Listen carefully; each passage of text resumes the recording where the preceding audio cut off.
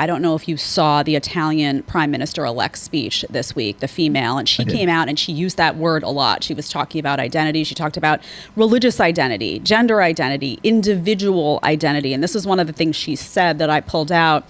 She said, because everything that defines us is now an enemy for those who would like us to no longer have an identity and to simply be perfect consumer slaves. That really spoke to me because I'm always talking about how the goal of the system at large, at all of its different levels, is to remove facts, to remove people's identity. If you remove someone's identity, you essentially make them weak, confused. They don't know where to turn.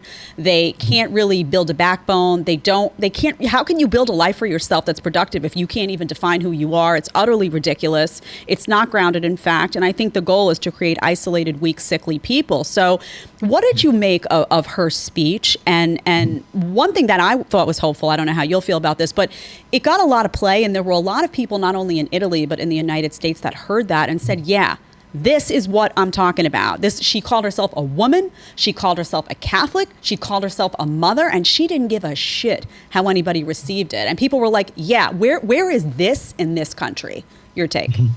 Yeah. Okay. Well, a couple of things. I did see that story. I was made aware of it through, I want to say a senator or something like that. For a U.S. senator was actually drawing attention to that on his Twitter feed. And I happened to be following that. And the guy was talking about, like, why is it that, mainstream Western media isn't covering, we have a female prime minister in Italy, and my smart ass, knee jerk answer is, well, if gender is just a social construct, then why does it matter if she's a female or not? I love it. Why bother? Right. I mean, that's really the answer. But moreover, I think what her messaging is it reflects human tribalism. And that's how the machine is built. Once again, we have an empirical, objective state of humanity that we simply want to erase with convincing everybody that gender doesn't matter, identity doesn't matter, nationality doesn't matter, religion doesn't matter. Whatever your tribal affiliations are, should not be as big a deal as aligning yourself with this wokesist, leftist, progressivist idea, or gynocentric in that case too, ideology. And that's essentially what it is. So it's abandon all of your tribalism, abandon anything that makes you tribally identified, and belong to this consumerist culture that is based on on wokesist ideologies.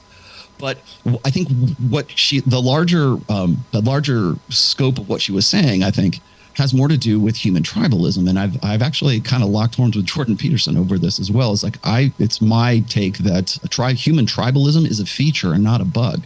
That's how we develop societies. And we're all going to lean towards some form of tribalism. So, for instance, the company you work for, that company is your tribe. The religion you subscribe to, that is your tribe. Your family really is your first tribe, because there's what's called kin altruism. So your family, your wife, your kids, those are your first. We always say family first. That's because your tribe, your first tribe is your family, for better or worse.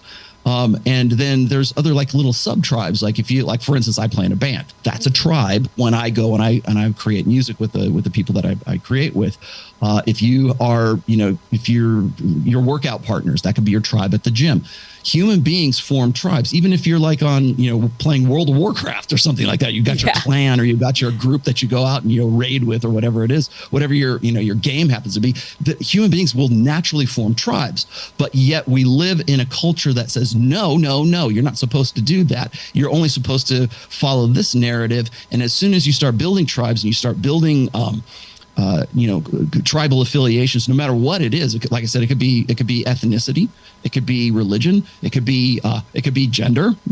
there's the team woman, the sisterhood uber alles, and then there's the manosphere, that could be your tribe, and then there's even sub tribes from within the manosphere itself, and sub tribes in other areas too. So I think it is foolish to in any way try to form a society, organize society that in such a way that doesn't acknowledge human tribalism and doesn't acknowledge the human machine and the objective empirical truths of the differences between men and women, first of all, but also just simply between the fact that humans, the reason why one of the reasons anyways, why we're the apex species on this planet is because of that we're social animals and we form tribes. That's why, for better or worse. I'm not saying they're great. I'm not saying they're bad. It just depends. That's just the way the machine works. And when you have a social narrative that denies that or tries to profit off of like convincing you that that shouldn't exist, that's when you have problems. Because people will cling that much tighter to whatever tribe it is that they happen to belong to. If you want to watch the full episode, you're going to click right here. And if you want to ask me a question one-on-one, you want to do a one-on-one FaceTime with a group of your friends, whatever you want, you need to download Connect right now. Click right here and let's get talking.